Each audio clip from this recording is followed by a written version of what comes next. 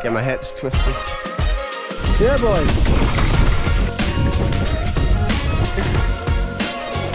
Now we're talking. Hey everyone, and welcome back to the Marin Bikes YouTube channel. We're here in Whistler, Canada. I'm joined by this guy. You may or may not recognise him. How's it going? Yeah, good man. Real good, loving it. So I've been speaking to Matt, and I'm a bit of a bike park noob. So I've been asking Matt to run me through some basic techniques to help me in my quest to hit some big features. Well, bigger features than I'm used to at the bike park. So. Whistler's kind of like, there's jumping, isn't there? And then there's doing jump trails where there's 50 jumps in a row. And if you can even benefit your jumping skills by 5%, imagine what difference that makes to an entire trail littered with tabletops, drops, jumps. So I'm happy to help. Sweet. Should we get things kicked off? Yeah, start the dirt jumps.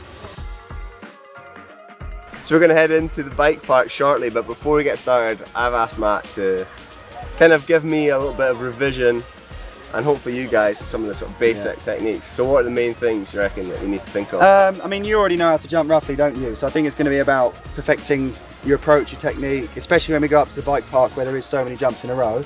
It sounds obvious, but the most important thing for today is going to be speed management. So just figuring out exactly how fast you need to be going to clear a jump. It's all very well having the best technique ever, but if you're not going to even clear it, or if you're going to overshoot the jump, it's a disaster. So that's the first thing we'll look at. I think then is body position coming into the takeoff. You obviously want to have your bike and body, your body weight really central over the bike, but actually stand up quite tall. A lot of people, by the time they get to a takeoff, allow the compression in the transition to compress their body. And that's a really, really weak and terrible position to take off from. So you need strength in your arms and legs, like a bend in your knees, bend in your arms. You need to hold that, and when you get to the takeoff, compress the bike. So rather than let it compress you, you compress the bike and your suspension, and that'll allow you to jump higher. Well, I think you should we just start riding them? Yeah. That's good speed.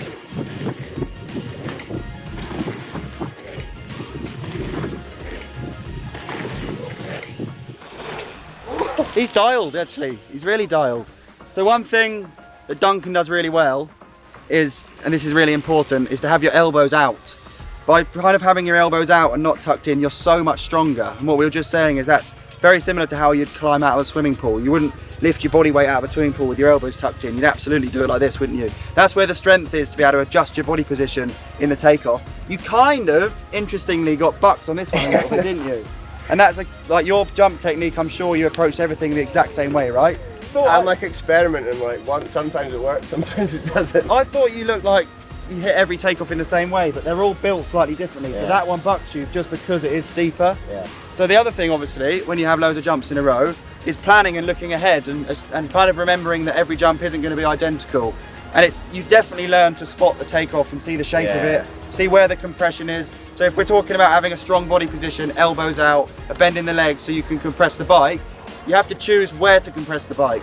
Because in this takeoff, it's probably a lot earlier down than a really flat one, isn't it? Where you're going to do it last minute. So, I mean, you're not going to be able to walk a line before riding it, but the jumps are so spread out, as you'll see in a bit, that when you land one, you definitely have to pick your head up the moment you land, analyse the next takeoff. I know it sounds excessive, but you'll be doing that anyway. That's how people walk up the street. You're choosing where you put your feet, aren't you? Yeah. Without even thinking. So, go again, pull up on this one. That was so much better.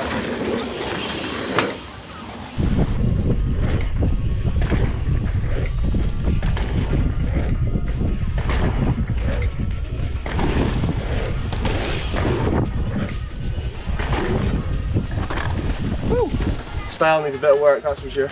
We've got to go up the mountain, haven't we? Got these big downhill forks on my enduro bike. This is never going to do it justice. You're ready, Duncan, you're ready.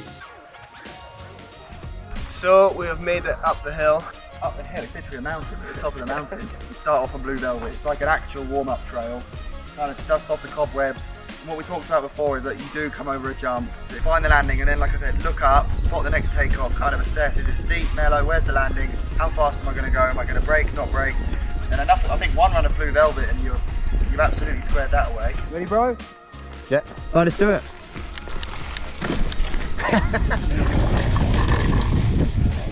These trails are so big. The mountain's big enough, but they just meander their way down, so you get so many opportunities to try different jumps.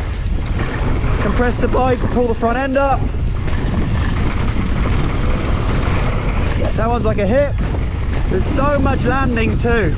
So the kind of level of precision that we needed at the dirt jumps at the start of the day kind of goes out the window because these landings are just such big areas, you don't have to aim. What do you think, Dunks? We have kind of a brief little mid-trail session. We've got this kind of step up, which obviously, as you can see, is super rollable. You can definitely like jump to here, round the corner, and we're going to pick up that hip down there. Yeah. Get my hips twisted. Twisty hip. The ball's kind of in Duncan's court or the rider's court on jumps like this. They're so flat that you can almost not take off if you want to. Also, you've completely got the ability by popping, loading up the bike, compressing the suspension, having that like strong attack shape coming in. You can jump that like 25 feet if you want to. Here he is. Now we're talking. Woo! It's so clear when you pull over how many people ride these trails all day. That's probably one of the reasons they're rough, but also the mixture of abilities that are able to ride these trails. You jumped it the biggest out of everyone, I'll give you that. What can we say, eh?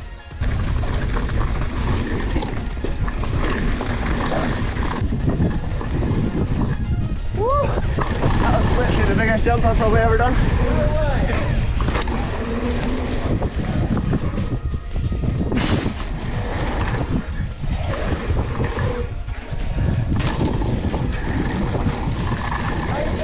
Good.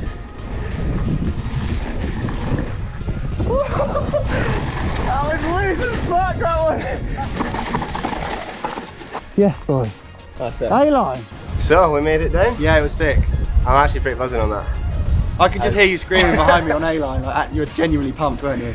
I was pretty stoked. I was like kind of glad that the bottom part was closed because at least I was like, yeah, I've survived. I was happy to get what I got, but full lap of Whistler Mountain, and we focused it all around jumps. It was good, wasn't it? Yeah, it was good. Buzzing. But yeah, that is the end of the video. Thanks as always for watching. If you have any questions about anything we discuss, please comment below. Subscribe. I'm sure you already follow this guy. Everyone does. Hopefully.